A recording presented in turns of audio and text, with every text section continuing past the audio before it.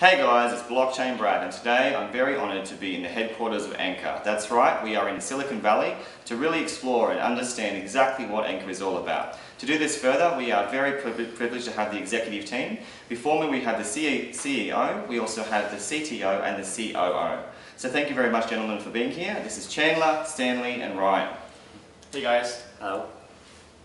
So today we're going to explore all different facets of what AnkR is going to do. We're going to show you some exciting prototypes. We're going to also do a full AMA and explore exactly why AnkR should be, and it currently is, really revolutionising distributed cloud computing on the blockchain.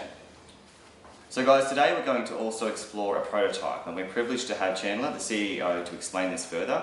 Today you're going to see a very rare insight into exactly how a demo can really operate in AnkR. We're going to focus on two areas: the proof of useful work, which is a key consensus mechanism for this distributed cloud computing. We're also going to show you how this operates live as it's functioning in 4 different node structures using the computers that are here today. So to understand this further, we have Chandler to explain exactly what is planned. So take it away, Chandler. So for this demo, we're going to show first of all the consensus protocol, proof of useful work, aka POUW, which is currently running a protein folding in our algorithm. Second of all, we're going to show the distributed cloud computing running on 4 nodes. We actually also implement the job dispatcher in its current version, and then we're happy to show you in further details. Hi guys. Today I'm going to talk a little bit about the progress at AnkR and also what we will demo today. So at AnkR, we are using Bitcoin as our underlying blockchain technology to implement the proof of useful work. And basically speaking, we swap out the traditional proof of work with AnkR's proof of useful work consensus protocols. As you guys can see today, we will run our proof of concept on this 4 node, and this 4 node is already up and running. They are all connected together. So basically, if any block or transaction is generated on any node, it will be propagated to the rest of the network. And also, I would like to emphasize 2 concepts in our technology. The first one is the miner. In the traditional proof of work technology, the miner will do the useless hashing calculation.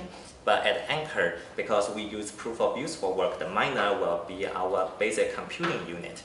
We will release the computing power inside miner to do the useful work to provide the computing service to the commercial and the research computing jobs. The second one is the job dispatcher. Because the concept of the DCC, the distributed cloud computing, the job or the task submitted by our customer has to be dispatched among the miners.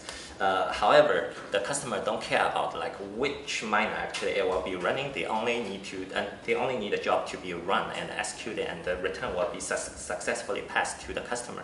So we need to implement the mechanism to dispatch the jobs or to dispatch the works among this node.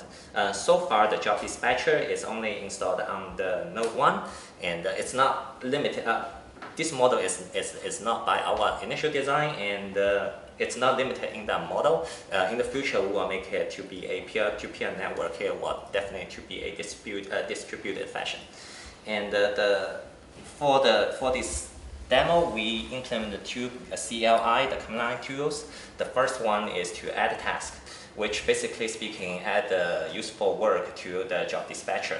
So you can see the format will be add task, the useful work file. Basically every executable configuration file and the input will be zipped into the single zip file and upload to the network. And also it also definitely need to pass in the node location or the address, otherwise it has no place to submit the jobs.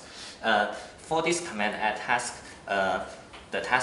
this command will return the UUID to be the unique identifier to these jobs. In the future, this UUID can be used to query the status of this job and also to fetch the return of this job. And this is exactly what we do for our second command, query by UUID. So basically, you can pass in the UUID. If this job has been finished, it will return the return of these jobs. Otherwise, it will return the status of this job. For example, it's running and it's maybe dispatching or be delayed or some exception.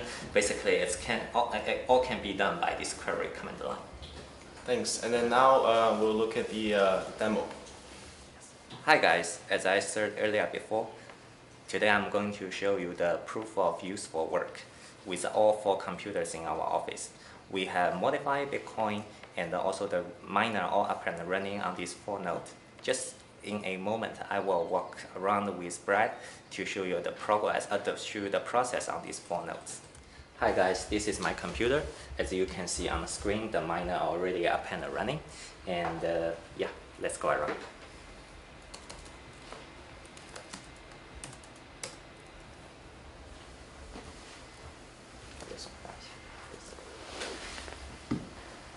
This is the second node.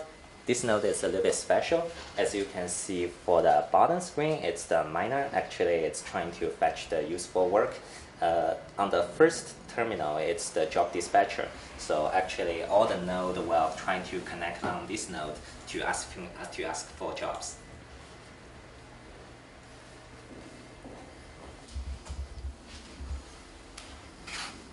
This is node number 3. It's actually the same as my computer. The first node, you can see the miner already up and running.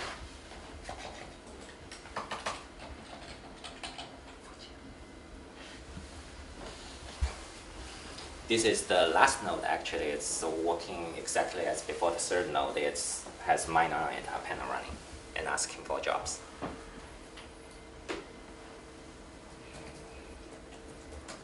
Just one more comment. I installed a Bitcoin Explorer on my local box to show the status of our local blockchain.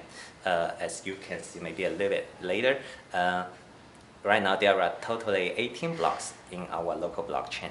As I in a minute adding more and more useful work, the new block will be generated. At that time, you guys can see there are totally like 19 or 20 blocks in our local blockchain, and we can click into each block and see what's going on inside it.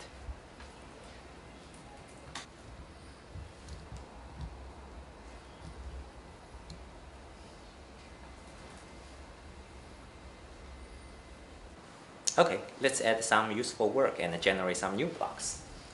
So we already have a command line to do that jobs. All we need to do is now run it.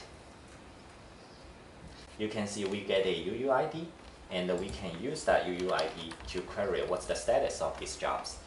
Okay, Liu Song has tell me his computer has picked up the job because we have 4 computers in total, so either one can pick it up. So we can use this UUID and also the node location to query for the status. Okay, you guys can see the state is done, and it's passed back all the results. And also we can go back to the Bitcoin Explorer. As I said before, there was 18 blocks in our blockchain. So as I said earlier, again, it used to be 18 blocks. So after this job running, a new block will be generated, and we can see that from here. Now we can see there are totally 19 blocks in our local blockchain, and we can click through it and see what's the timestamp, transaction count. There's only one because we don't have any transaction at this time. It's all mined coin, the Coinbase transaction in it. And you can see the bits, the version. It's all follow the blockchain, the block format as Bitcoin. Okay. Yeah, basically it's running.